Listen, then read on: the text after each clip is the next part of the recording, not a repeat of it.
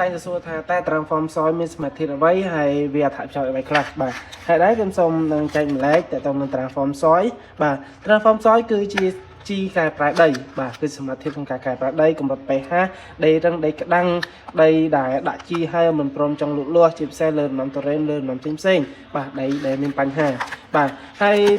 មកកញ្ចប់នេះគឺ1គីឡូហើយបាទធៀបនឹងកំបោរសកសិកម្មតាមការស្រាវជ្រាវរបស់ខាងយើងគឺ1គីឡូនេះស្មើនឹង1200គីឡូបាទស្មើនឹងបោស1200គីឡូហើយតើតើនឹងធាតុសកម្មក្នុងនេះគឺមាន8សមាសធាតុសំខាន់ដើម្បីជួយក្នុងការធ្វើឲ្យដីរបស់យើងផុសផុលហើយមានសមាសធាតុចិញ្ចឹមគ្រប់គ្រាន់ឡើងវិញបាទអញ្ចឹងសម្រាប់បងប្អូនដែលត្រូវការតើតើនឹងជីកែប្រែដីបាទយកទៅរោយគោដំណាំក្តីយកទៅ